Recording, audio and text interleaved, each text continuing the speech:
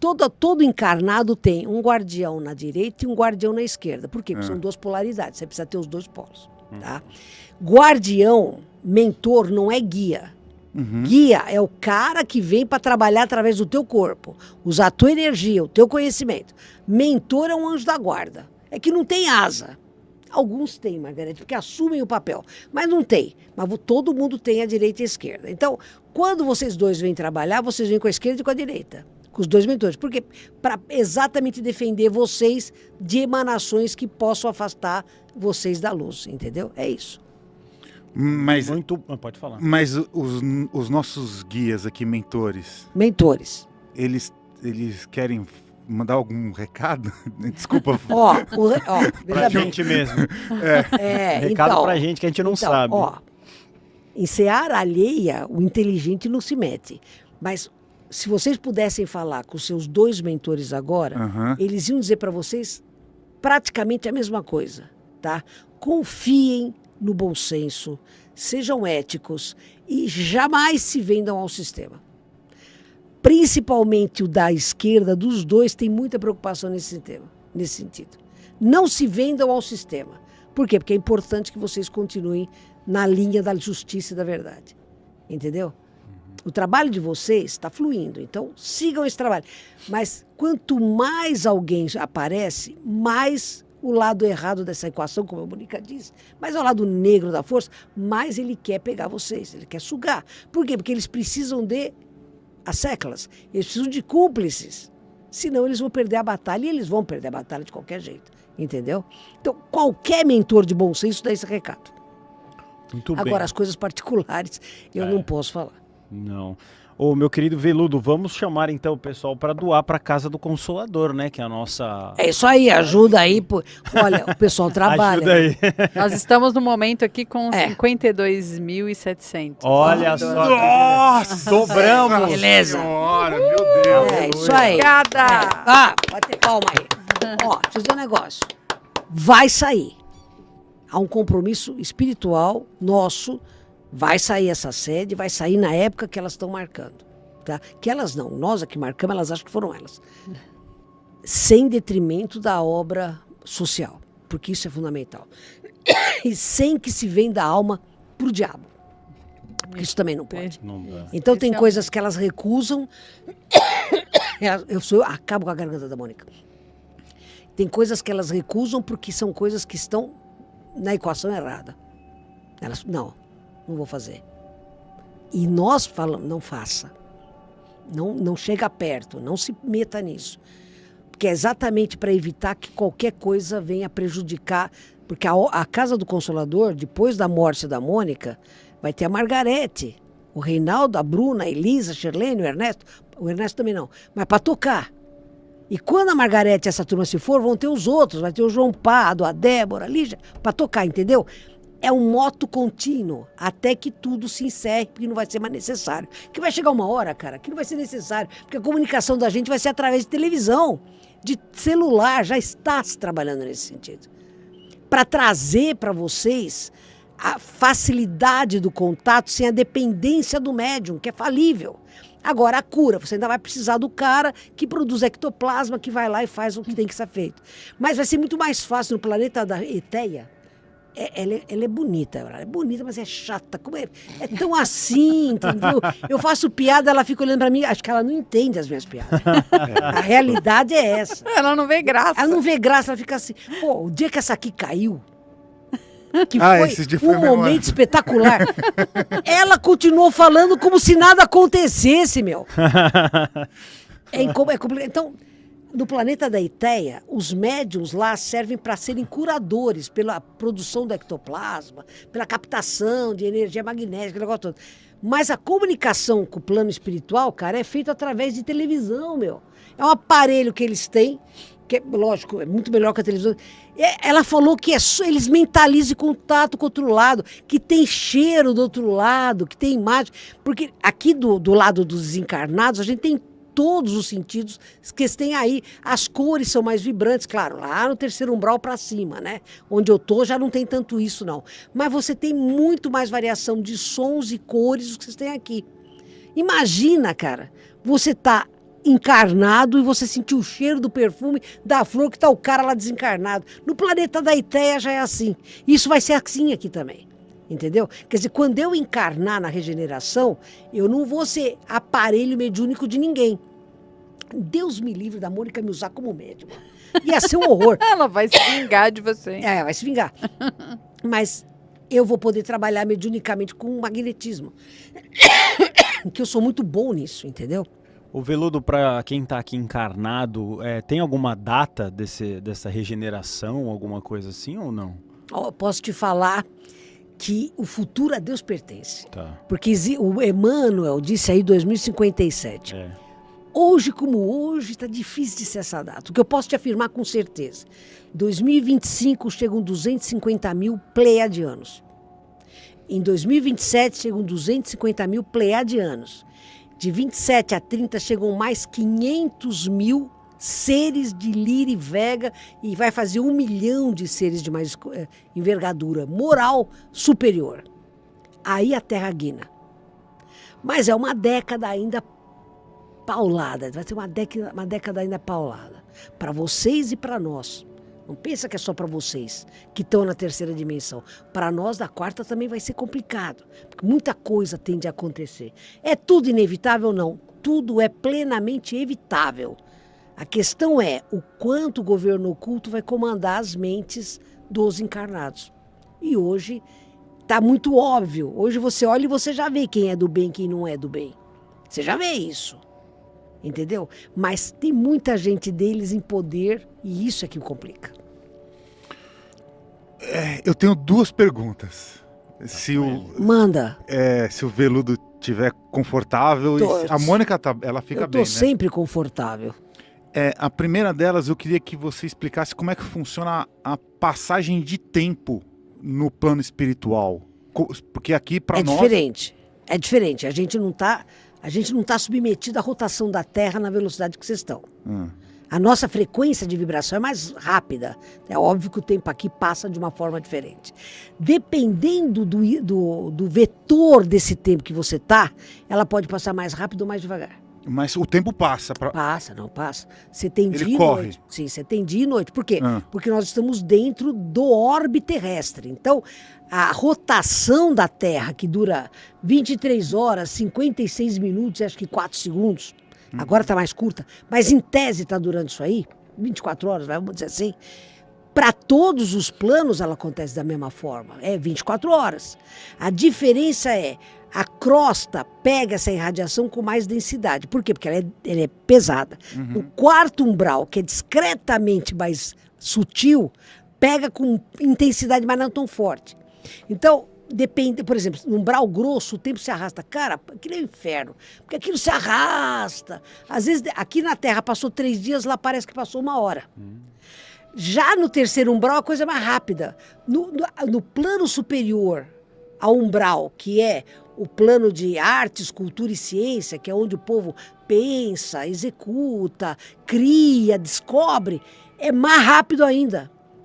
Entendeu? Então, a hora, o valor da hora. Quando você está lá em cima, na 7ª dimensão, que é o diretrizes planetárias, cara, 1 segundo lá é 1 ano para vocês aqui. Porque tudo é o peso, o valor energético é tão grande que 1 segundo lá é 1 ano aqui. Então depende de onde você está, a lentidão ou a rapidez do tempo é a frequência vibratória da região. É muito interessante. Agora eu vou fazer uma pergunta meio esquisita, tá? Eu costumo fazer umas perguntas meio esquisitas assim. Você comentou bastante do governo oculto. Tá. Você como uma entidade, então, etérea, né? Uma entidade que está fora da materialidade, você não teria a capacidade, por exemplo, de fazer esse mesmo processo de incorporação de um grande líder desse governo oculto para mudar o rumo então, desse cara, aprisionamento dos seres humanos? Não eu sei que tem livre-arbítrio, tem essa coisa toda, mas... Não, mas pelo seguinte, ó. Os caras deles que encarnam, não encarnam para fazer... O Adolf Hitler, né? Sei. Sabe quem é? Pois é, ele não encarnou para fazer a Segunda Guerra Mundial, para ser o pivô. Ele encarnou para unir a Europa. Ninguém encarna com a missão de fazer meleca. Ninguém. Mas acontece que quando você está aqui, você tem um livre-arbítrio. Então você vai para onde? Você vai para onde a gravidade te suga.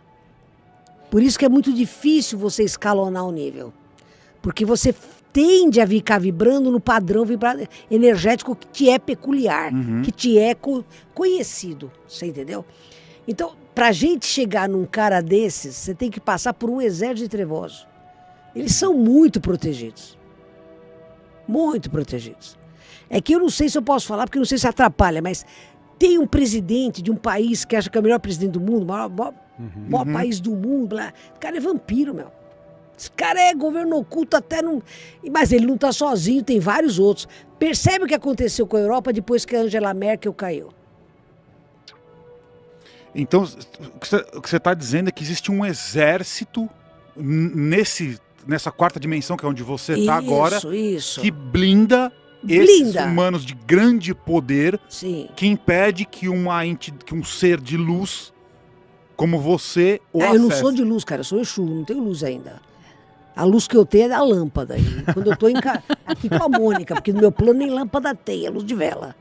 Então, eu não chego, eu não tenho energia suficiente para... Não, eu não tenho evolução suficiente para chegar. Entendeu? E o espírito de luz que tem respeito ao livre-arbítrio não chega. Entendo. Entendeu?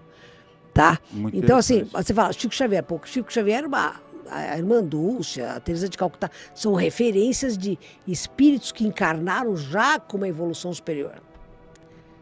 Para chegar nele, você tinha que passar por um batalhão de luz. Mas como é que então ele tinha alguns ataques espirituais? Porque ele não orava e vigiava 24 horas por dia. Por mais evolução que ele tivesse, ele não é perfeito, pô. Não é perfeito. Tanto é que ele era um cara depressivo, um cara que acreditava no sofrimento, ele acreditava nisso. Entendeu? Mas o que ele trazia de referência de lei da fraternidade, de simplicidade de vida, de humildade, de bondade, protegia ele, aquartelava ele, porque senão ele não tinha conseguido sobreviver ao primeiro ano de vida. Aquela louca que enfiava garfo na barriga dele, ela era incorporada por espíritos que queriam destruir ele. Então, o assédio ocorre. Mas não pensa só que são as trevas que são defendidas. A luz também é defendida. E muito defendida. Essas duas aqui são muito defendidas. E tem que ser, porque um monte de coisa está nas costas delas. Você entendeu? E eu estou falando das duas, mas eu posso falar de vários que são bons aí. Como os falsos profetas que vocês estavam falando, eles têm quartelamento dos trevosos em volta deles para defender eles também. É guerra, meu. É guerra, é uma questão de estratégia. Você entendeu? Quem pode mais chora menos. Literalmente é isso. Ô Veludo, você falou dos seres de Vegan. Eu nunca tive informações sólidas ou relevantes sobre esses seres. Eu gostaria que você falasse. Os ETs de Vega? É de Vegan. Ó, pelo que eu sei, tá? Pelo que eu sei, os planetas lá estão numa faixa de evolução superior aos planetas da Via Láctea. Quer dizer, Terra, Marte e algumas luas de Júpiter, de Saturno e Plutão são meio que medíocres em termos de evolução, tá? Marte ainda está caminhando, que já estão de regeneração e tal. Mas você vê, eles nem tiveram ainda direito de habitar o planeta deles de volta. Eles destruíram de forma tão intensa que agora é que eles estão começando a chegar na superfície em alguns lugares que já está tendo a recomposição atmosférica. Para eles, no nível deles, não tem nada a ver com a atmosfera da Terra, tá? Para deixar isso bem claro. Esses, pelo que eu sei, tá? Os planetas dessa estrela Vega, todos estão numa fase maior de evolução.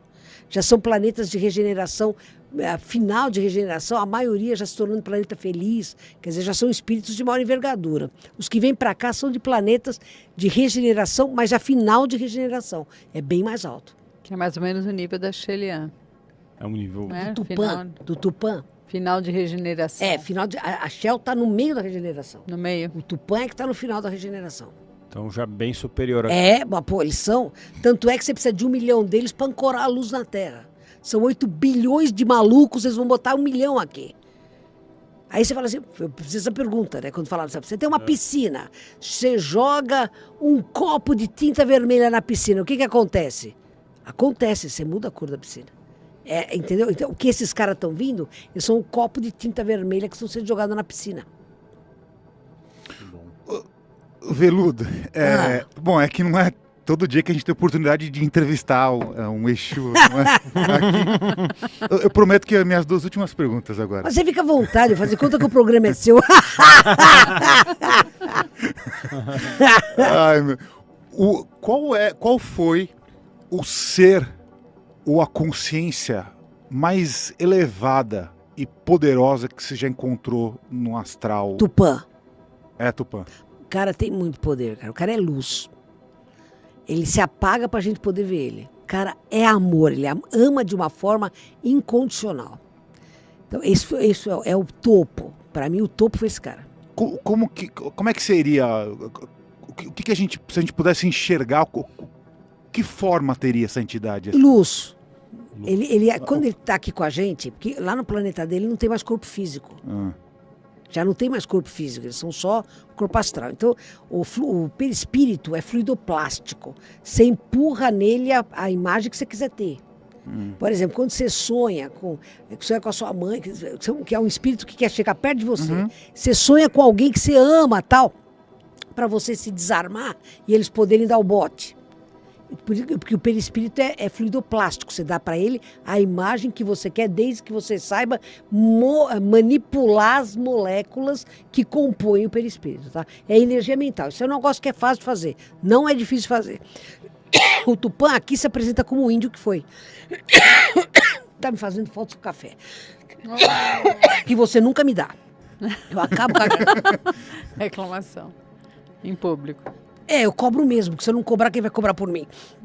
Então, o Tupã se apresenta aqui como um índio. Na Alemanha, ele se apresenta como o padre que ele foi. O Tupã mesmo, quando a primeira vez que eu tive a oportunidade de ver como ele é lá em Saturno, na lua de Saturno, ele é muito alto, tem um cabeção, meu. Graças a Deus que ele não nasce de parto natural. Porque, cara, que cabeção. O olho é enorme, né? O cabelo é muito vasto, bem escuro. Ele é muito alto e esguio. Ele não tem nada a ver com o índio fortão, né? Maçudo que é daqui. Então, essa é a imagem dele. Mas quando ele está aqui, ele imprime no perispírito dele o índio brasileiro que ele foi, entendeu? E você, eu não sei se já falou isso em alguma live, enfim, mas você já está reprogramado para reencarnar? Sim, eu vou reencarnar quando a Terra estiver regenerando. Passou desse nível de expiação e prova, virou, eu vou encarnar na primeira leva. Você sabe aonde ou não? Brasil, não vai abrir mão de ser brasileiro. Pô, aqui é muito legal, mas aqui todo mundo é uma festa. Não vai ser tão festa na época, mas vai ser legal. Então vai acontecer. Vai. Tanto a sua reencarnação quanto a regeneração do planeta. Vai, se não me tapearam até agora eu vou ficar muito bravo. Ninguém quer me ver bravo. Não, vai sim. Mas a gente que está aqui encarnado, a gente vai ver. Será?